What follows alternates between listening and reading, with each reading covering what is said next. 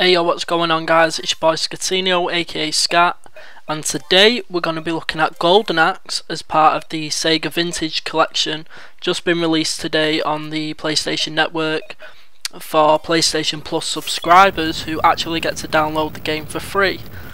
The first thing you should actually know though is, what I actually noticed when I went to download the game was that it was advertised as Golden Axe 2. And I was quite surprised at that, because I actually saw the article on Eurogamer confirming the lineup for the PlayStation Plus content this week, and it said, the original Golden Axe in that article. So I was kind of surprised when I actually saw it was Golden Axe 2 being advertised, and I downloaded it as Golden Axe 2. But then when I had downloaded it, it then shown up as the first Golden Axe, which is kind of crazy. I mean, I'm actually looking at the PlayStation Plus screen right now, and it's still not been changed. It's still advertised as Golden Axe 2, so please bear in mind that if you are going to go download this game, this is the original Golden Axe. It's not Golden Axe 2, despite what's being said on PSN. It's Golden Axe 1. So enough of that anyway, back to the game.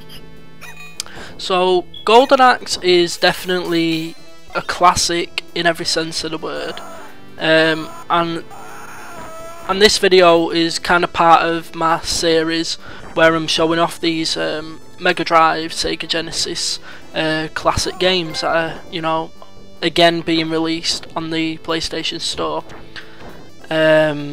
Again, as I've said on other occasions, you can pick this game up either on the 360 as an Xbox Live Arcade title, or you can pick it up as part of the Ultimate Mega Drive collection, or Sonic's Ultimate Genesis collection as it's known in the United States.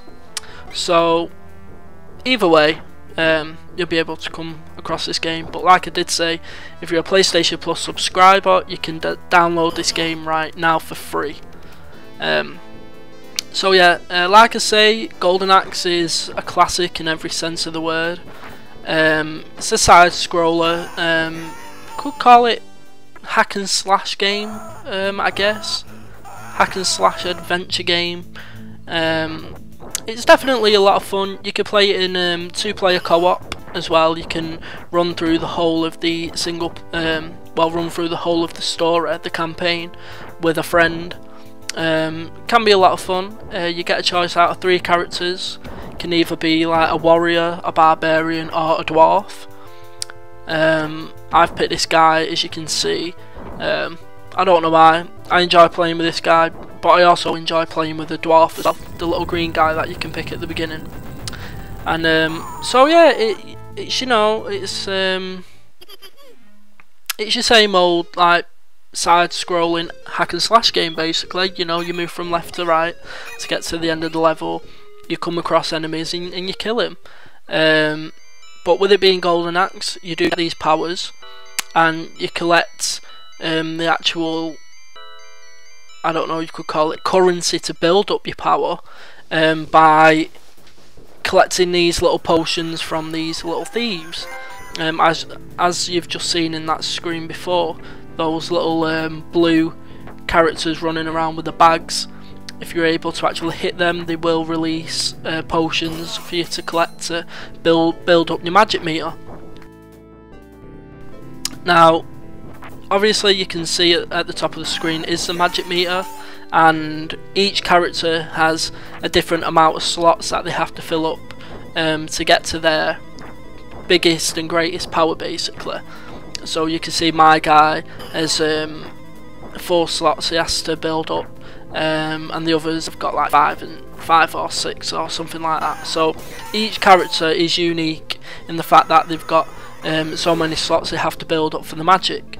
Now, as you can see, it goes up in 4 slots or 4 levels. So if you've only built up just the 1 slot, it's going to be quite quite a weak magic attack you're able to actually show off, and you'll be seeing some of the magic attacks soon enough when I actually get to a point where I need to use them. So yeah, if you only use one slot, obviously it's going to be a quite weak attack. You're probably not going to be able to take out any enemies in one go with that one, but the attacks gradually get stronger as you build it up. So obviously your 4 level meter, or your 4 level attack, is obviously going to be your strongest attack, which you pretty much want to build up and use on the bosses if you can, or you may find yourself in a situation where you've got no other choice to use it if you're getting your ass kicked by these enemies that appear on the screen. Which brings me along to my next point. Although Golden Axe is a very fun game, it can also be quite frustrating with the hit detection. I mean, you'll be able to see in the gameplay footage that you can see right now, is that some of the hit detection is not very good. I mean, you could be right next to an enemy and be swiping at them and it's just not touching them whatsoever. Or you could get to a point where you're surrounded by 2 enemies, one on each side, and they hit you first and they knock you to the ground, and sometimes there's just no getting out of it because those enemies don't move and you're on the ground. They're just continually slashing at you, and because there's no block button to use in the Golden Axe game, it's kind of just impossible to get out of that situation, and you've got to wait until you literally do die and spawn somewhere else on the screen to get you out of that kind of situation. It can get very, very frustrating, not necessarily in the first stages, but in the latter stages, getting towards the end of the game, when you've got more stronger enemy types, and more enemies that do surround you. It can get frustrating in that sense. And talking of stronger enemy types, you'll see that all of the enemies are pretty much the same, but yet they have different colours, and those different colours pretty much correspond to the strength of them. So obviously the colours that you're seeing on the screen now, they're kind of like your mid-range types. The actual strongest characters seem to be, I think, the black ones. You'll see them.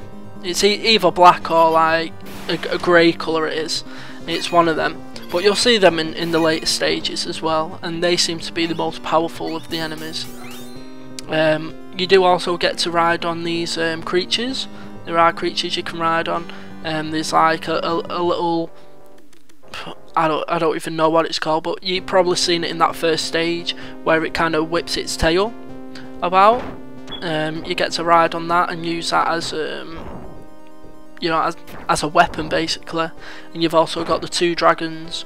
You've got like this blue one here that you can see that I'm riding on now. He's able to shoot out a flame of fire, and the other dragon, which is a red one, or a reddy pink, whatever you want to call it, is actually able to shoot out a fireball. So they do have varied attacks, and they are really helpful if you can actually keep the enemies at bay. Now, you probably noticed that the video that I'm showing you right now lasts for about 20 minutes, 21 minutes, something like that. And that's because this is a full playthrough of the Golden Axe game. Because 20 minutes is literally all it needs to take you to actually complete the full game. And it's kind of funny to me because as gamers we complain all the time about really short campaigns in this day and age, where a campaign may last only 4 or 5 hours, and we don't see that as value for money. But then when you think back to the days gone by, and in the time of Golden Axe, full games lasted 20 minutes. This game, as you'll see, I complete this game from start to finish within 20 minutes. Within 20 minutes I complete this game. And you gotta think, well, back in those days, it wasn't a downloadable title. You know, it was a retail title. It wasn't no budget title. It's actually a port from the arcade version, yeah, but it's not a budget title by any means. You know, it was a full price game. I can't remember how much the game would have cost back then in those days in the early 90s, but you can bet your bottom dollar that it wasn't cheap, and you know, and people paid that for, you know, 20-minute games. But you know, it just kind of shows you how, you know, times have changed and how far the technology has moved on now, because obviously back in those days in the early 90s, especially on the Sega Mega Drive and Sega Genesis, whatever you want to call it, there was no save system, so you'd literally have to play through the game from start to finish, you know, without being able to turn the actual game off. Okay, you could leave it on pause all day if you had to go out or whatever, but you know, then that's your electricity bill going up.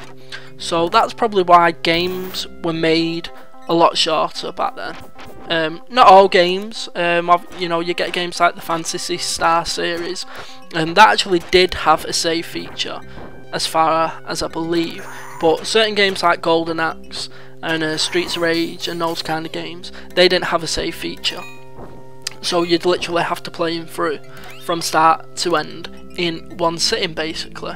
So that's probably why. Whereas gamers now, you know, obviously we expect a save system, but we expect a long campaign. No, a campaign of maybe between 8 to 12 hours is a pretty adequate campaign. You know, that's probably your average that you want. You know, it's acceptable. Anything below that is, you know, to me anyway, is not really acceptable for a campaign, especially for the price of games these days. So yeah, but like I say, it just kind of shows, you know, just how we as gamers have changed, how the industry's changed, how the technology's changed. So that's my point on that. So like I say, yeah, you're seeing the whole playthrough of the game, so I hope you know, you've got 20 minutes free spare time to watch the whole game, and then maybe you won't have to go pick it up yourself. You'll be able to see the whole thing from start to finish.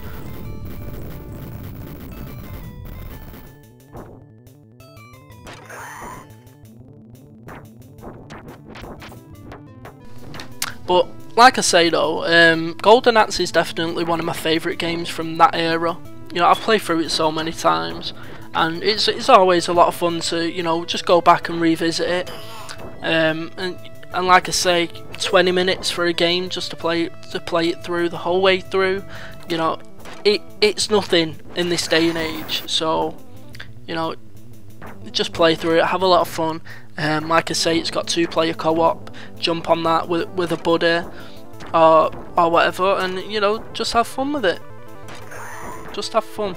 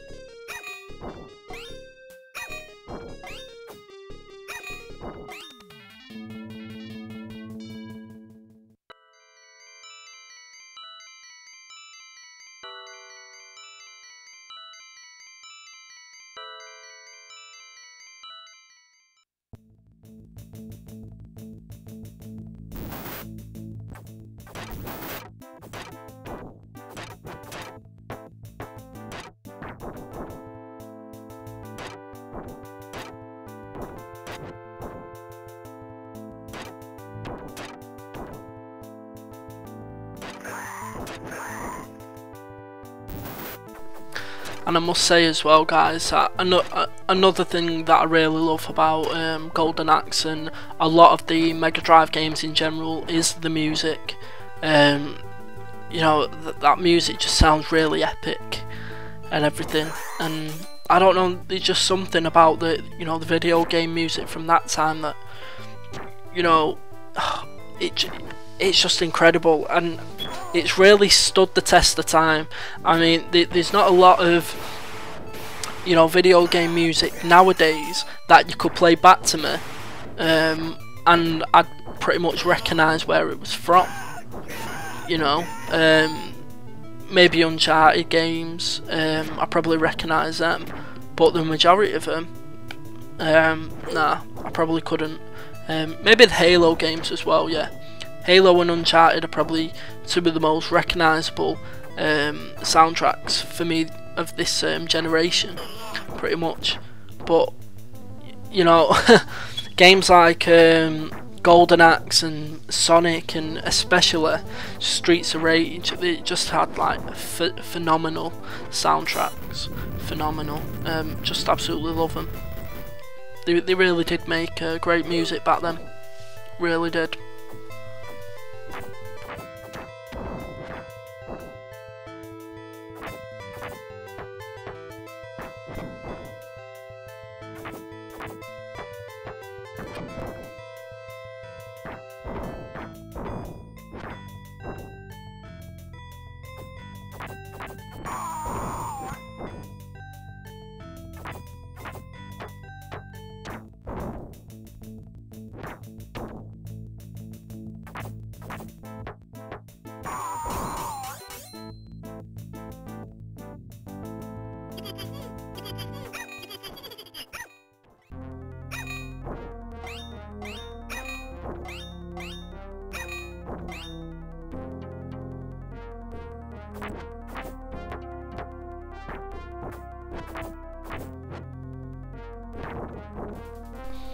Right guys, so this is pretty much it. I'm on the final stage now. This is going to be the final boss battle. As you can see, he's just there in the background, chilling, whatnot, gathering his powers, and is about to come to life. There you go. Like I say, this is the final boss battle. It's going to take me a while, but you'll be able to see from this bit, like you know what I was saying before about the hit detection and that kind of stuff. How, you know, it's kind of annoying when you're surrounded by these enemies and there's like no clear way of being able to get out of a situation, and they literally do overpower you, and it can become quite frustrating, that the fact that there's like no block button and you've only got one attack button, because well, that's what it is in those days. On the Genesis you had, like, you know, 3 button setup. So you had the jump button, you had your attack button, and you had your special. So you're not going to be seeing any amazing combos in this game. You know, you got your one attack, and that's what you have to live with your special as well. So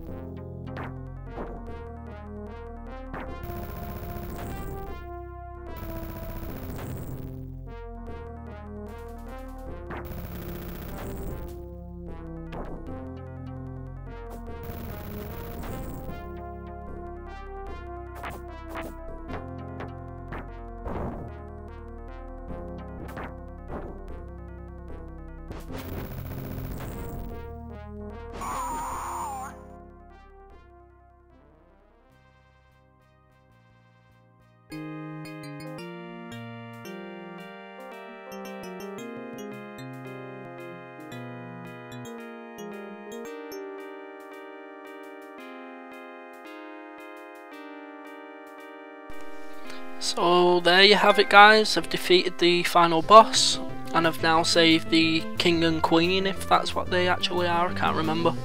but they've been saved anyway.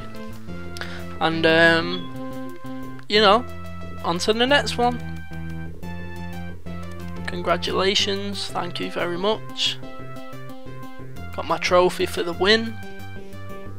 And this is just like the final cutscene, and it also you know, ranks your performance at the end of the game as well.